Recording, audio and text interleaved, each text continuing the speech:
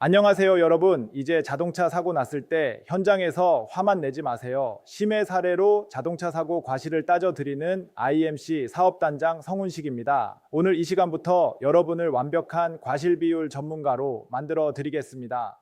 현장에서 고객을 당당하게 지켜줄 수 있는 힘, 바로 이 심해 사례를 정확히 아는 것에서 시작합니다. 특히 오늘 다룰 내용은 신호등이 있는 사거리 교차로에서 흔히 발생하는 신호 위반 사고인데요. 한쪽은 파란불, 한쪽은 빨간불에 직진하다가 쿵 하고 부딪힌 사고입니다. 한쪽이 완벽하게 신호를 위반한 상황에서 과연 어떤 결론이 났는지 지금부터 아주 상세하게 파헤쳐 보겠습니다. 이제 오늘 사례를 살펴보시죠. 이번 사고는 신호기가 설치되어 있는 사거리 교차로에서 일어났습니다. A 차량은 자신의 진행 방향에 들어온 녹색 직진 신호를 보고 정상적으로 교차로를 통과하고 있었는데요.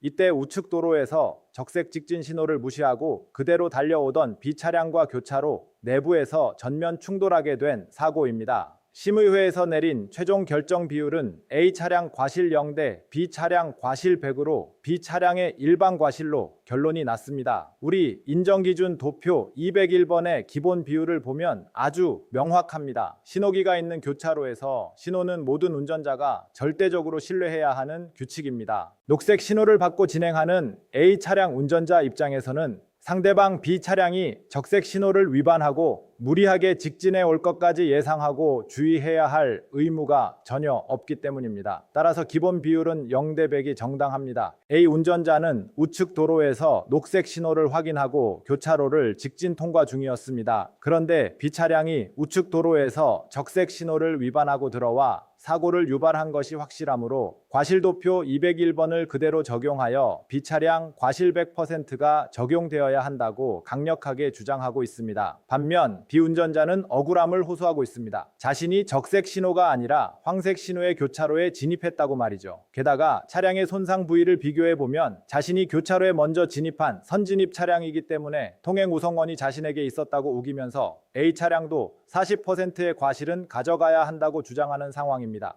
현장에서 수집된 입증 자료를 보면 진실이 명확해집니다. 공식적인 교통사고 사실 확인원이 발급되었는데 여기에 B 차량의 신호 위반, 즉 적색 신호의 교차로에 진입했다는 사실이 진짜로 명확하게 기재되어 있습니다. 차량 파손 상태를 봐도 A 차량은 전면부가 파손되었고 B 차량은 조수석 측면부가 파손된 것을 확인할 수 있습니다. 결국 이번 분쟁의 가장 큰 쟁점은 딱 하나입니다. B 운전자의 말대로 정말 황색 신호에 선진입한 것인지 아니면 교통사고 사실확인원 서류대로 적색 신호의 교차로를 진입하여 신호를 위반한 것인지 여부입니다. 심의위원회에서는 경찰이 발급한 공식 교통사고 사실확인원의 기록을 가장 신뢰했습니다. 서류상으로 B 차량이 적색 신호의 직진 주행을 강행했다고 아주 확실하게 명시되어 있기 때문입니다. 반면 B 운전자가 주장하는 황색 신호에 진입했다 혹은 선진입했다 라는 사실관계를 확인할 수 있는 객관적인 증거는 현장에 단 하나도 없는 상태였습니다. 설령 100번 양보해서 B 차량의 주장대로 황색 신호의 교차로를 들어왔다고 가정해 볼까요? 그렇다 하더라도 결론은 바뀌지 않습니다. 왜냐하면